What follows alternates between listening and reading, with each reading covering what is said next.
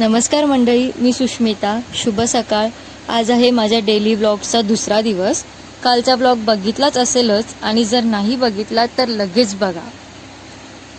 सुंदर असा पाऊस आणि निसर्ग बघत माझी सकाळ झाली. आणि माझी सकाळ ही कप ऑफ टी ने ग्लास ऑफ टीने होते.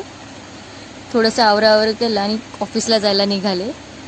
जातानाच एक छोटंसं मंदिर लागतं, तिकडे देवाचे दर्शन घेतले आणि आपल्या रस्त्याने चालत आले. माझं ऑफिस जवळ असल्या कारणाने मी चालतच ऑफिसला जाते.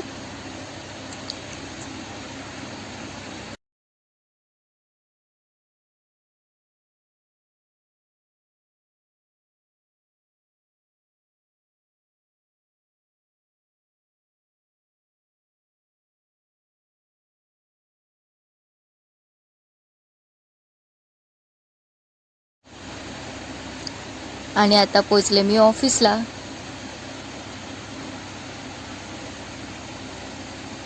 एंटर घेत माझं असं सुंदर असं ऑफिस आहे. खूप छान वाटतंय.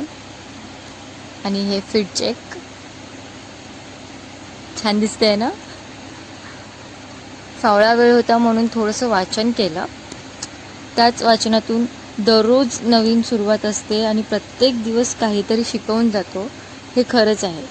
तर मी एक स्टोरी म्हणजे थोडंसंच काहीसं वाचून दाखवते. म्हणजे पर्वतारोहणाची सर्वोत्कृष्ट साधन सामग्रीसुद्धा निरुपयोगी ठरू शकेल जर तुमच्याकडे चढण्यासाठी पर्वतच नसेल तर.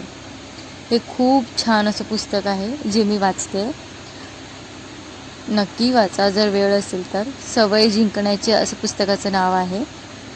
तर त्या पुस्तकाची त्याच्यातला एक भाग असा आहे, जर दोन व्यक्तींनी एकाच वेळी पर्वत चढून जाण्याचे ठरवले तर अशी कुठली गोष्ट आहे की त्यांची वर पोचण्याची गरज आहे?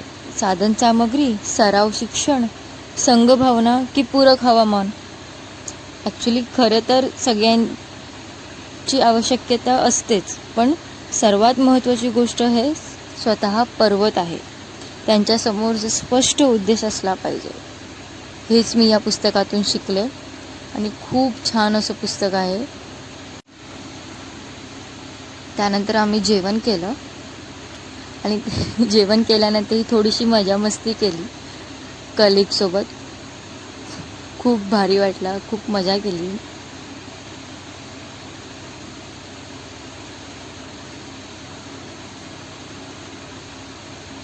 आणि मग मजा मस्ती केल्यानंतर विचार केला थोडं कामही करूया, ज्यासाठी आपण इथे आलो आहोत.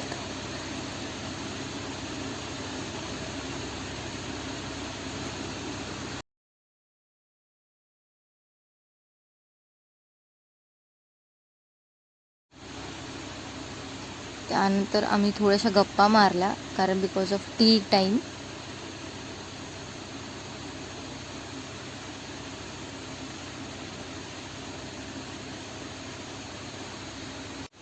ते झाल्यानंतर निघण्याची वेळ झाली. सुंदर असं वातावरण बघत मी माझ्या घरी निघाले. ब्लॉग आवडला असेल तर नक्की लाईक करा, शेअर करा आणि कमेंट करा. आणि माझ्या चॅनलला सबस्क्राईब करा. आणि मिनी ब्लॉगसाठी माझं इंस्टाग्राम अकाउंट खाली कमेंटमध्ये देते, तर नक्की फॉलो करा. परत देवाचं दर्शन घेऊन मी घरी निघाले. धन्यवाद.